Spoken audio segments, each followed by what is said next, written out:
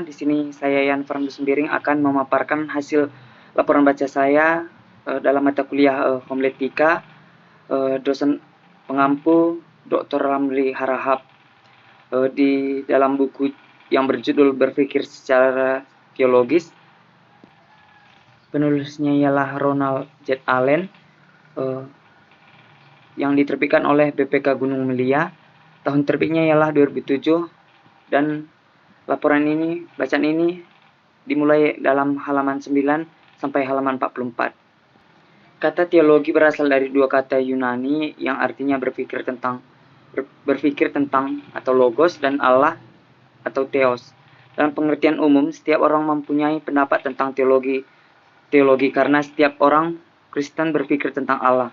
Teologi mengasumsikan atau menentukan apa yang secara mendalam yang diyakini mengenai hal-hal berikut.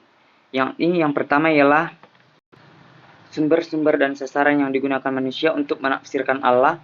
Contohnya pernyataan Alkitab, tradisi, seni, dan ilmu pengetahuan dan penafsiran serta yang diyakini oleh para pengkhotbah dan jemaat tentang hubungan Allah dan Alkitab.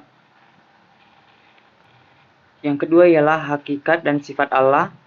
Maksud Allah untuk kehidupan dan alam semesta, batas kekuasaan Allah dan bagaimana kuasa itu bekerja serta apa yang Allah tawarkan dan minta. Selanjutnya, Yesus Kristus. Bagaimana hubungan Kristus, Allah dan Roh Kudus, hakikat dan pekerjaan Kristus sebagai bagian dari karya Allah dan hubungan Kristus dengan Yudaisme. Selanjutnya, Roh Kudus. Hubungan antara Roh Kudus, Allah dan Kristus, hakikat dan karya Roh Kudus, maksud Roh Kudus serta manifestasi. Yang selanjutnya adalah gereja, khususnya hakikat dan manusia dan maksud atau tujuan gereja, hubungan dari komunitas Kristen satu dengan yang lain, dan hubungan antara gereja dan berbagai komunitas di dunia, dan bagaimana melakukan misi keluar dari komunitas Kristen. Selanjutnya adalah manusia atau antropologi teologis, khususnya apa artinya bagi manusia bila ia diciptakan sesuai dengan gambar dan rupa Allah. Adakah kemungkinan bagi manusia untuk mengetahui atau menafsirkan maksud Allah bagi mereka? Tingkat sejauh mana manusia dapat menanggapi rencana-rencana Allah bagi manusia? Maksud dan akibat dari dosa. Yang terakhir ialah dunia atau hubungan yang saling terjalin antara manusia, binatang, dan lingkungan fisik. Khususnya tingkat sejauh mana dunia dan keadaannya yang sekarang sejalan dengan rencana-rencana Allah dan eskatologi.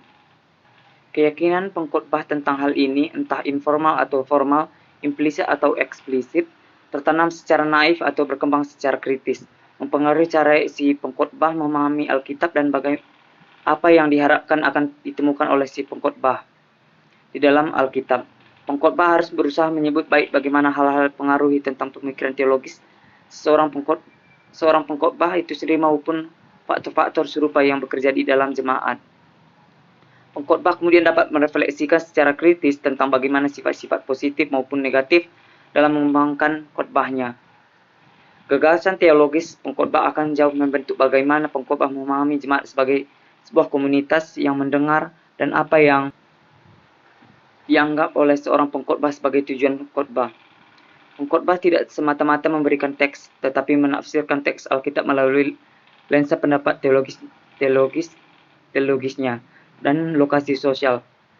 Pada saat yang sama, Alkitab mempengaruhi perspektif teologis seorang pengkhotbah dan pemahamannya tentang tujuan khotbah. Semakin seorang pengkhotbah itu menyadari lensa yang mereka gunakan untuk mengembangkan khotbahnya, maka mereka akan semakin berpikir secara kritis tentang bagaimana kekuatan lensa mereka untuk bagaimana mengatasi kelemahan dari lensa yang dipakai. Selanjutnya, faktor-faktor lain yang mempengaruhi pendekatan pengkhotbah terhadap khotbah. Lokasi sosial membentuk teologi seseorang pengkhotbah dan pendekatan terhadap khotbah. Faktor-faktor berikut ini menyumbang pada lokasi sosial seseorang pengkhotbah. Yang pertama ialah eksistensi, gender, kelas sosial, nilai komunitas setempat, komitmen politik, tingkat pendidikan, aliran filsafat, orientasi gender, pengalaman nasional. Kita masuk ke dalam bab pembahasan yang kedua, ialah teologi-teologi historis masih berbentuk berkhotbah. Yang pertama ialah ortodoks. Gereja ortodoks memahami liturgi mereka sebagai suatu kesempatan bagi manusia di muka bumi ini untuk mengalami sejemput surga, semacam penciptaan mengenai kesatuan dengan yang ilahi yang menjadi sempurna dan kekal hanya setelah kematian.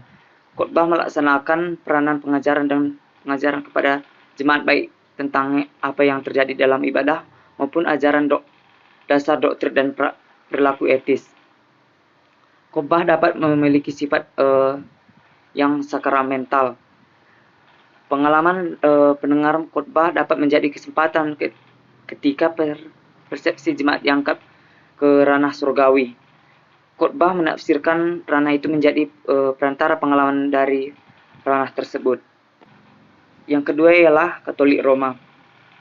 Konsili Vatikan II tidak secara resmi menyatakan bahwa perkhotbah itu sebuah sakramen.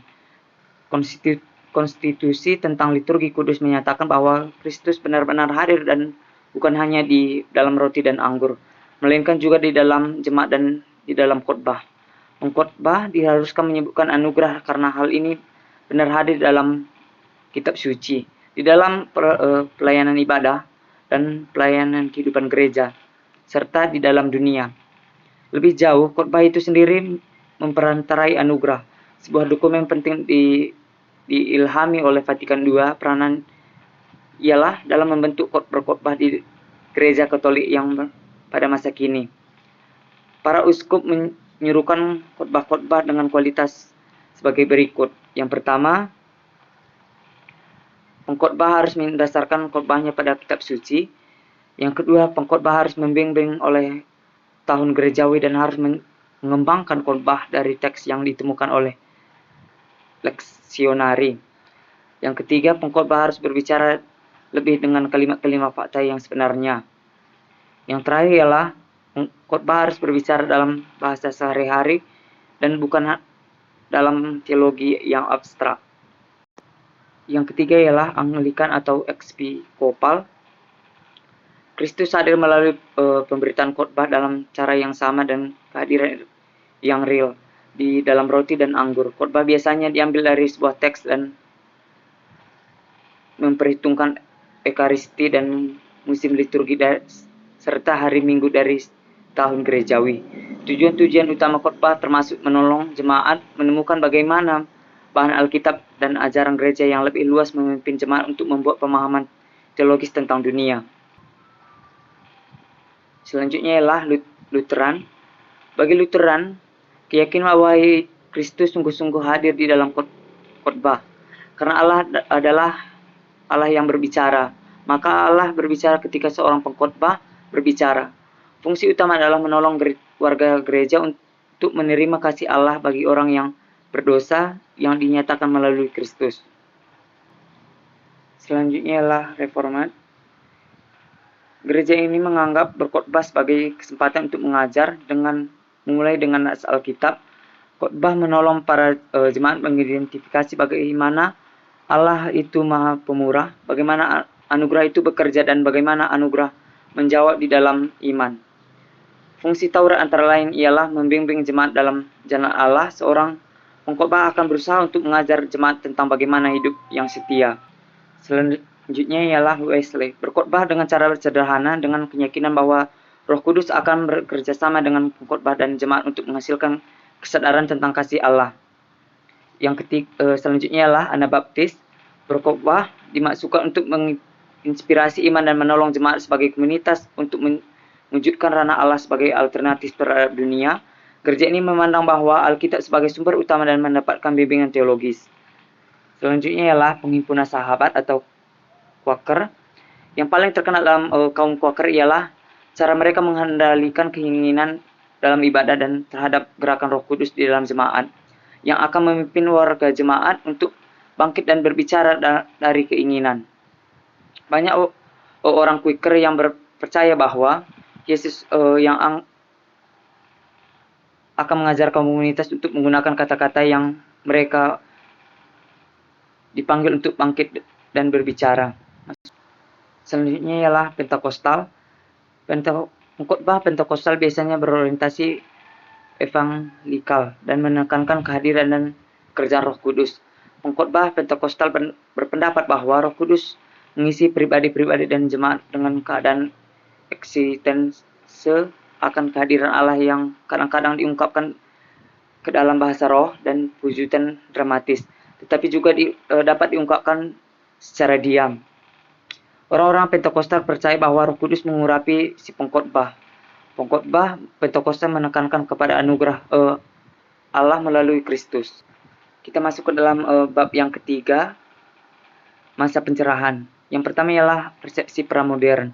Dalam komunitas pramodern, tradisi seringkali menjadi sumber utama orientasi, makna, dan tujuan. Orang cenderung mengasumsikan bahwa nilai-nilai tradisi memberikan bimbingan yang dapat diandalkan bagi kehidupan, dan orang seringkali mengecam mereka yang meninggalkan tradisi. Dalam komunitas keagamaan pramodern, pengkhotbah meneruskan isi tradisi dari satu generasi ke generasi selanjutnya dan menjelaskan bagaimana memahami keadaan-keadaan baru dan dari perspektifnya. Seorang pengkhotbah menolong orang memahami bagaimana hidup dalam keharmonisan dengan sekitarnya sehingga komunitas dapat memiliki hidup yang lebih baik.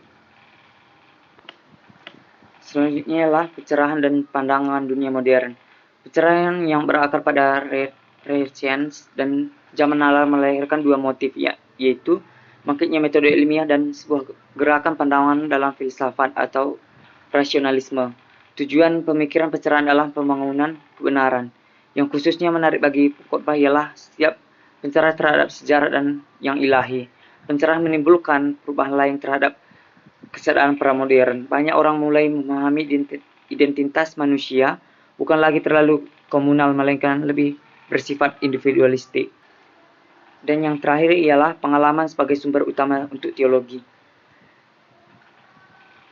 Di sini bahwa Kristian adalah ungkapan yang tertinggi dari agama. Ia menganggap bahwa semua agama didasarkan pada penerasan yang mendalam. Praktik-praktik keagamaan berusaha membuktikan cara bagaimana individu dan komunitas untuk menyimpulkan pengalaman mereka dan hidup dalam tanggapan kepadanya. Teologi dan bentuk-bentuk agama dimaksudkan untuk menolong dan memahami perasaan tergantungan dan menanggapinya secara tepat. Di sini percaya bahwa manusia tidak akan pernah sepenuhnya memahami ke dalam perasaan ini, sehingga sebuah unsur misteri ada di dalam titik kehidupan yang terdalam. Dan hanya inilah hasil laporan saya. Saya ucapkan atas waktunya. Terima kasih.